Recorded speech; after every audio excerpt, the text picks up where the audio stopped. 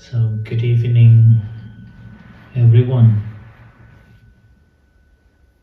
Today is Monday, the 2nd of February, and also full moon. That we are all gathering here this time to do this evening chanting.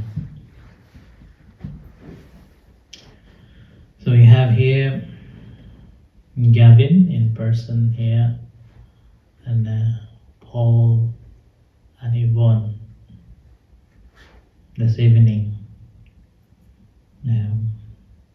Those who are online may not see Paul and Yvonne. They're sitting behind the camera. So, we have One Pen, Simone, Nati, Thanawan, Kirsty, Nit, Andres, Philippa, Johnston. So, thank you for attending. Some maybe will stay just a few moments. But you have made the time to join at least this time to participate this evening chanting. Our mind is something very funny, that whatever things that we do normally, it stays.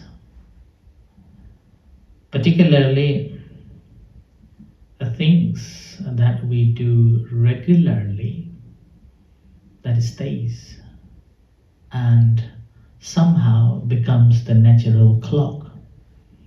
It just reminds us at that time. So whatever we do, if we are doing it regularly at that time, then mind simply takes on. Like a body clock. Early morning when we wake up, if we are waking up 5 o'clock, then often you may not need the alarm to wake you up. A time arises, the 5 o'clock, then you will wake up straight away.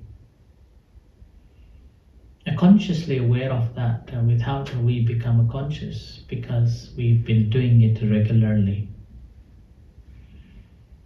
On the other hand, suppose you have to go to airport early morning, let's say 4 o'clock, and you worried and you put the alarms one after another, simply having a fear that may not be able to wake up. But that conscious worrying, in fact, makes you wake up before any alarms goes off. So mind has got such a very different character. So that whatever we do regularly, doesn't matter what, this mind always reminds at that time. That's why it is encouraged to meditate at the same time, at the same place if possible.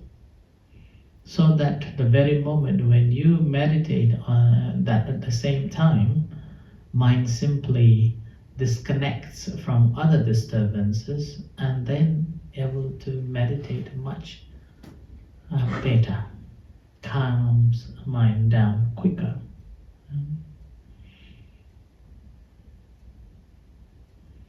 So this time we always come to do this chanting. Who knows? Gradually we become accustomed, and mind becomes accustomed with that and picks it up, and suddenly, suppose, hope not, but suppose we have sudden illness arises, illness comes and we have to stay in bed, and then hope not that our life is ending at that time. At least that very moment, 7 p.m. Oh, this is a 7 p.m. Ajahn is going to chant. And then your mind suddenly thinks of that.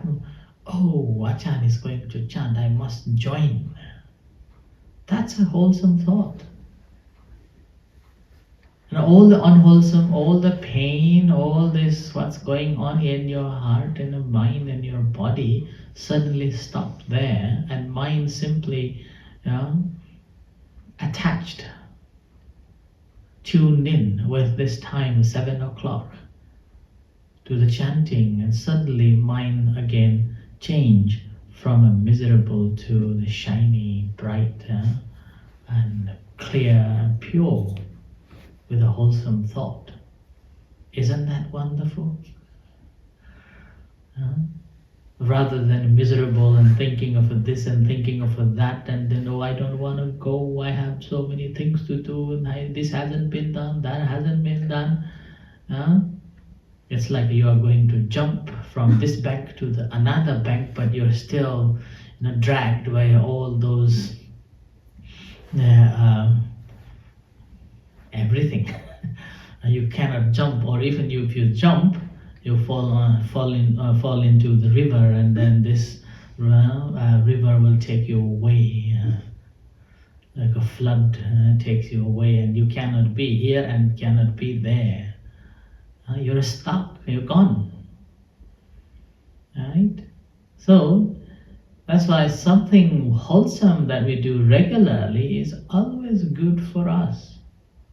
It's always good for us, because our mind, as I have said, it has 4 components, right? Feeling, perception, formation, and a consciousness. But the feeling is the key here.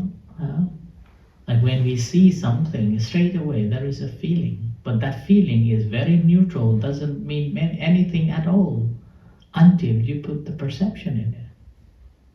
You remember that, oh, this is called this. You remembers it. And the very moment when you remembers it, actually it ends there too. But normally we do not end there. What we do, oh, I like it. Oh, I don't like it. We form into a this shape or a that shape or this or a that. And then what happens if we do not know truly it is? We go into, I know that I like it, so you act actively and then move on to it. And as a result, you're causing another cycle.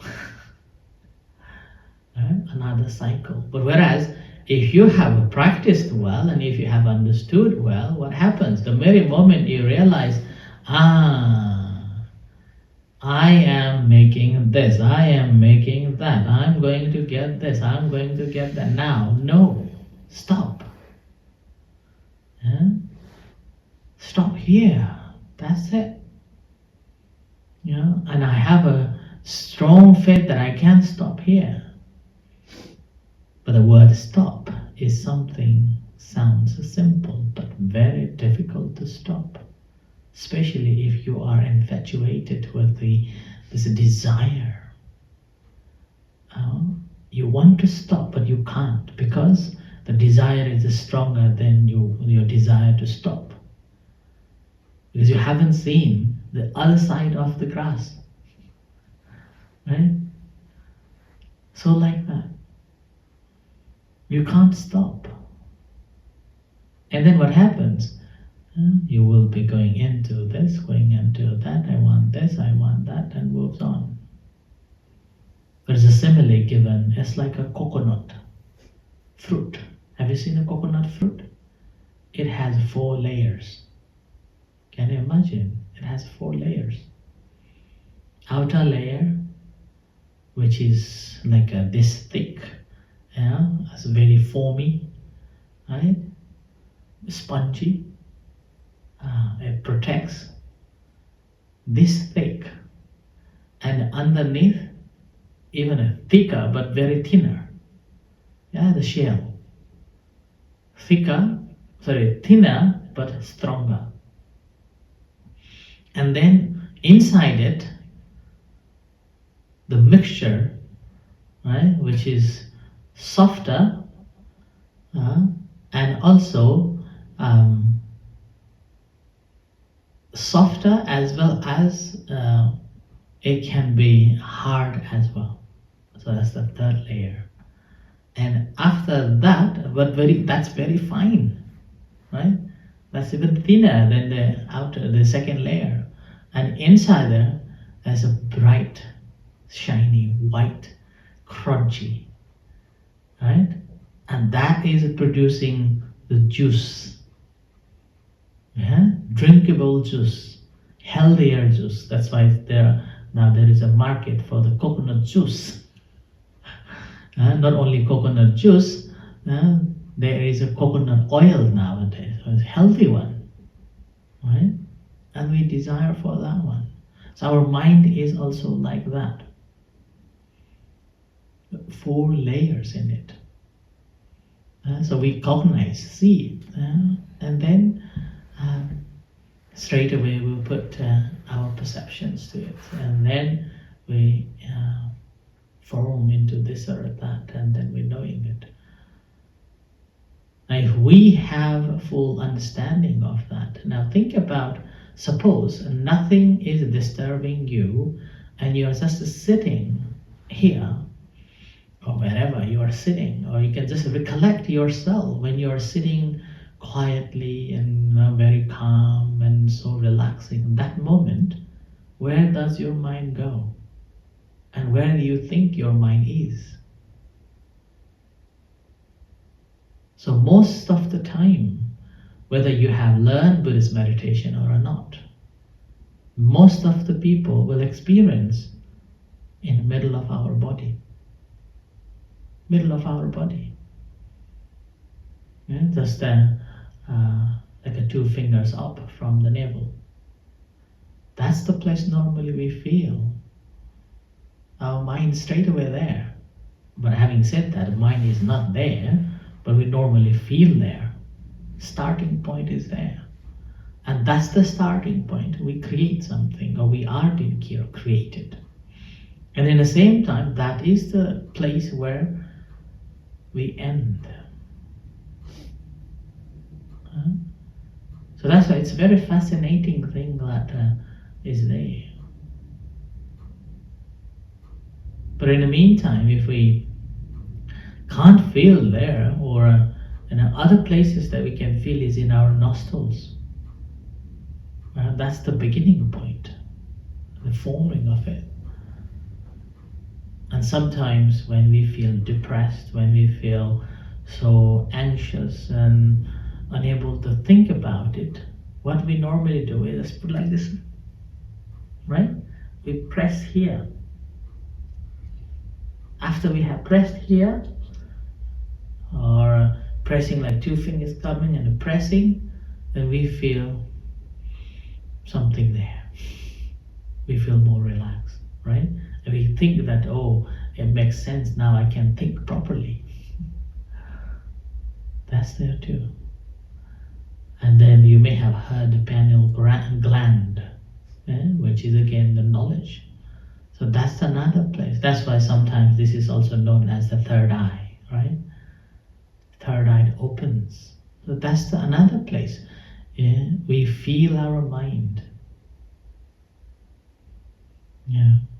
So these are some of the points that when we are meditating, we feel the dominant sensations, and sometimes these sensations are described it as an energy, described it as something, a feeling that very powerful, like that.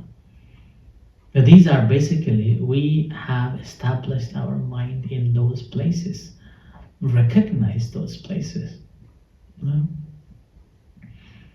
If we, rather than scattering in here and there, but if we can maintain this mind on that one point in the central of our body,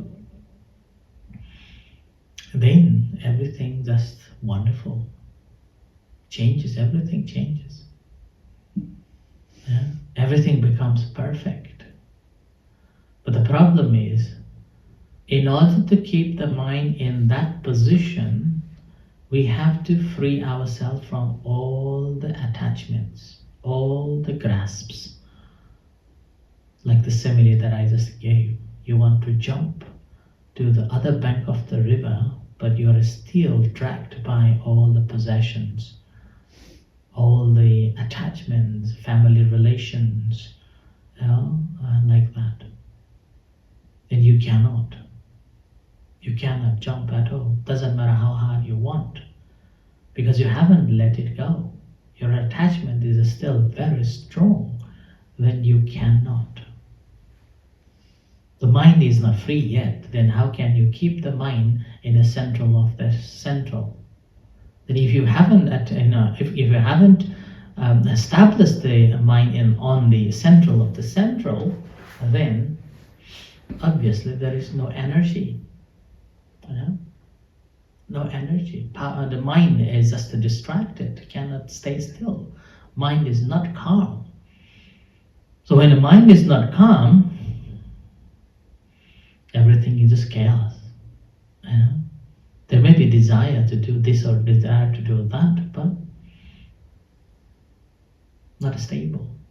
Even little wind comes and then just collapsed. Rather than playing like a kung fu master, you just fall down. Kung fu masters, they use other opponents' energy to win the fight, not his own energy. He's not using his energy. He's simply using opponent's energy. Like a tree. See, if a tree fights against the wind, what happens? It falls. But what normally the tree does is bending towards the same direction where the wind is coming, and then each time when it bends towards, such as the north, is extending its roots underneath, making a firm established. Right? Same with the Kung Fu masters. When somebody hits from this way, it's just bending here and bending there, flexible, and then not hit by some of the opponents' the fight, and then in the meantime cleverly using his own opponent's energy to push or the kick or the hit. And that's how the opponents always fall or got injured. So like that, if we have learned properly, then what happens? That whenever these things come, we will be able to just flexibly, there is a flexibility of moving around, and then our mind is not disturbed. Our mind is firmly established. So with this firmly established mind, then there's anything possible.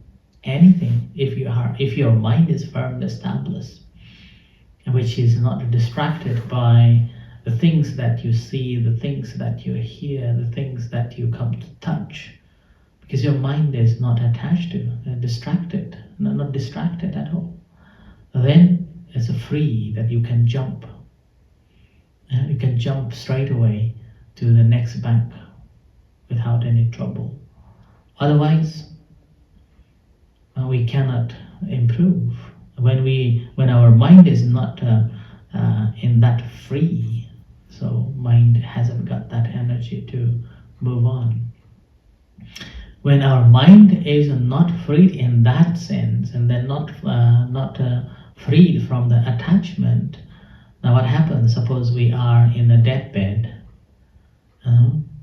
There is always people, when you go to see the people near death, then what normally say, I miss you, don't go, I want you to be here, like that, and then telling the stories of this and that. Like I remember when a bird and his mother, so I was looking after them. His mother was 97 when she died. So I visited with him pretty much almost every night in the hospital. And then second night, Bert told her that, "Oh mother, I went to buy this and this and this, your favorite food. And then I'm waiting you to come back home and we can make together and have this together." And I felt like, oh Bert, you shouldn't say that. It will make her not able to die, not able to go to the next destination or the next life.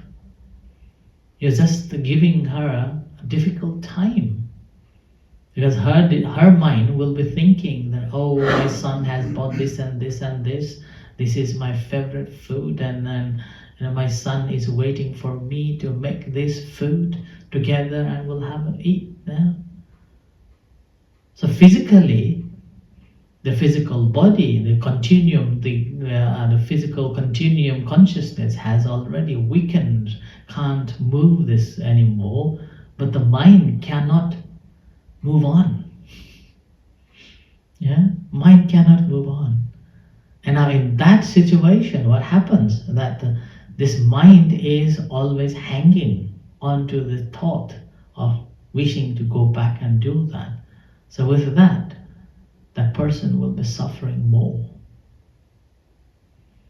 So then when I came back, on the way back home, when I was dropping him off, I told him that, Bert, you should not do this anymore. Let her go freely. Let her find a new destination. Do not hold on to her. Let her leave. And then next day we went back again. And he did it exactly what I told him to do. That, oh, don't worry, I am fine, and I will look after home. You go wherever you want to go, and I pray for you, like that. And 2 days after, next day, Bert couldn't make it, so I went to see her, and I show her all the good things that I have done. So I was telling her about the mindfulness meditation at the Health Village. I was telling the kids studying Dhamma here and having fun. I recorded even these kids running around and praying and those things. And then I told her that don't be afraid of going next destination. Okay? And also I told her that don't worry, I will be there for your son too. And then next day, she died. So that's how one should be. That's why whenever you are visiting to someone who is going to die, remember, do not complain. Remember, do not give that person a new choice. Otherwise, that person will be, thinking and can't die, can't move on, because the mind simply grasps. I know that it is hard. We want them to be with us for a longer time, but sometimes that desire, kind of a selfish desire, causing them to be in suffering, like that.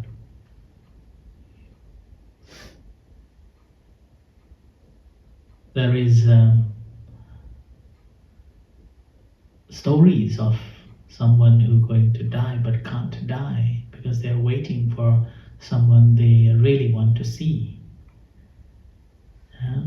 And then after seeing that person within a few moments. They just go. That's exactly what the Buddha was talking about, that if you wish to live longer time, you can. But that only possible if your mind is so attached to something, some tasks, then it goes on. So it's all in the mind. Although physical body doesn't have the life continuum force anymore, but the mind can't go, can't move on, because mind is still holding on to something. And this we can experience so clearly in our practice of a meditation. If we are really good at it, then you can see it. There are so many other things that you want to do, but you can't because your mind is onto something else. Yeah? Onto something else. Like suppose you are another story which is very classical, or maybe everybody can relate to it, that when the boys and girls fall in love. Suppose a boy fall in love with this girl. Doesn't matter other girls, how beautiful they are. Their mind is not distracted. Whereas if that person, this boy, has got this girl, again, this boy cannot move on to other people. Same like the girls too. That's why Buddha said that boys are always attracted to the girls, so the girls are attracted to the boys.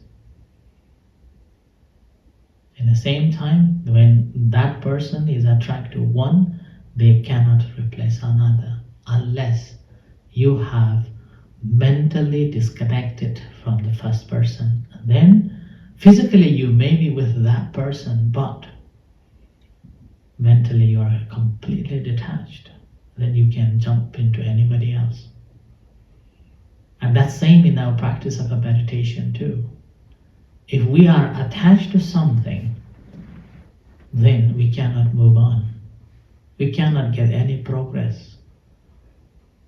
And it's only possible to move on or get a progress the moment when we know how to stop. And that stop only possible if you have a clear awareness. If you have clear understanding of this entire situation. And that's only possible if we know our mind clearly. And when we know this mind clearly, not only we are free here, not only we are happy here, also that will lead us to have a next good life in the samsara. And so that's why it is very important that we do something regularly and consistently, which is again should be a positive thing. If a negative things, again definitely it is as a positive has an effect, same as the negative too. Whereas a positive brings happiness and peace and harmony in our life, whereas the negative will brings only chaos. So it's up to you to choose. But obviously, if we have chosen the right one, then we will be reborning in a good place. So that's why the evening chanting may be one of the good causes at the 7 o'clock that we do. And if you are doing regularly, your mind also beginning to grasp it and beginning to tune in with it, and so it will bring only calmness and happiness and peace of our mind, and it will condition us to further development too. So with this, may you all be well and happy. Let's do the chanting.